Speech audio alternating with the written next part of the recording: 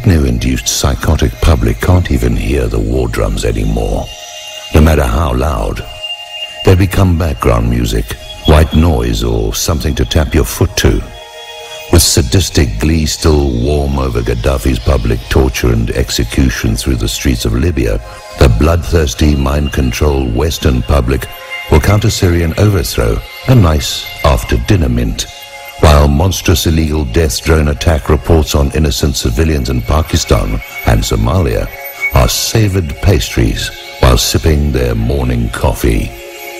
A monstrous world unleashed while citizens nod and sway to the rhythm of dystopian mechanized war and control. Such as today's surreal world environment. 10 years of genocidal wars, and now these latest barbaric atrocities in Libya have made their inroads even broader in the Middle East and even more in the human mind. And as they continue their saber-rattling and massive propaganda campaigns, little do people realize they're garnering a tsunami of unspoken public permission with each passing day.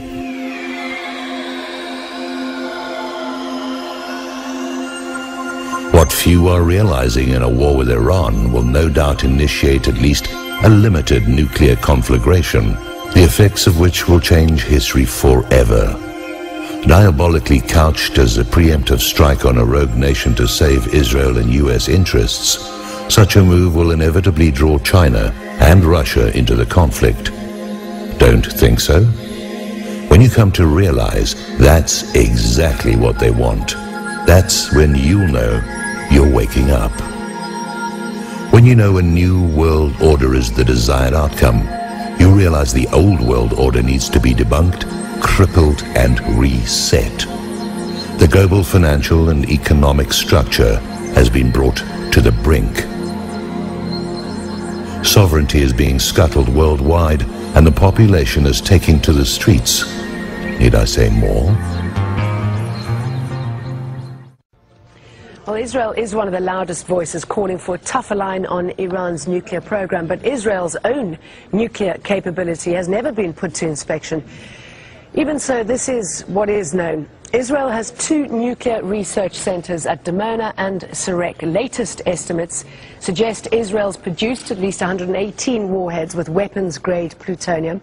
The Jericho ballistic missiles are capable of carrying such weapons. The Jericho 1, which is now obsolete, had a range of 500 kilometers and could carry a 20-kiloton nuclear warhead. That's 20 times more powerful than the US bomb dropped on Hiroshima in 1945.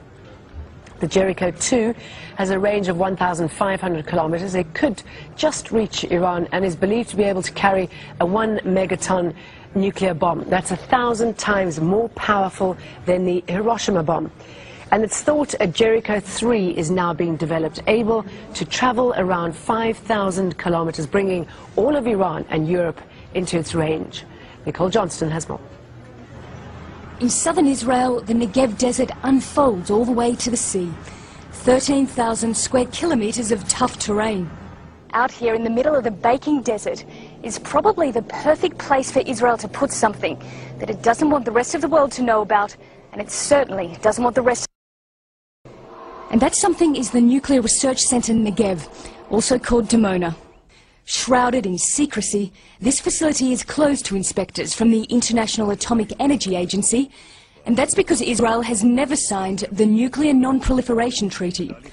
John Large is a nuclear expert and says despite the election of President Obama in the US, it's unlikely Israel will ever come clean about exactly what goes on at Dimona.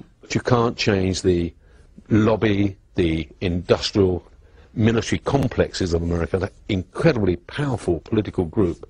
Your generals don't change. They take years to change. Your president can change quickly. Generals take years to change. And it's the... But do Israelis think they need it? And would they be willing to give it up for a nuclear-free Middle East? We went to the city of Dimona, around 10 kilometers from the nuclear facility. Here the people we spoke to support the country's nuclear research program. But we asked them, given the official silence surrounding it, if they'd like to know more about it. No, I don't want to know what I have in Israel.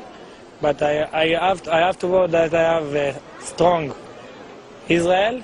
It's very good for me. Amir Beton's mother worked at the Dimona plant, and he sees no reason for Israel to join the Nuclear Non-Proliferation Treaty or to allow IAEA inspectors into the country. If it's come all the inspectors over there, all the country can see what you have over there. It's not good. But not everyone we met was content to stay in the dark about Dimona. I think some more information about it would be good. I think it'll be progressive. I think it'll be very essential if we get a little more information. That way we can know what we're dealing with. Israel maintains an official policy of ambiguity, neither admitting or denying it has nuclear weapons. The work of the Dimona facility is secret and its employees silent. Analysts say Israel is not developing its nuclear program on its own. So clearly to maintain and develop its nuclear weapons and its missile and delivery system requires overseas help.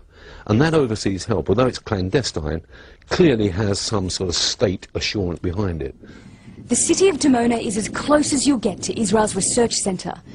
And while the West focuses on Iran, Israel's nuclear program goes on unchecked, far from the spotlight. Nicole Johnston, Al Jazeera, Dimona.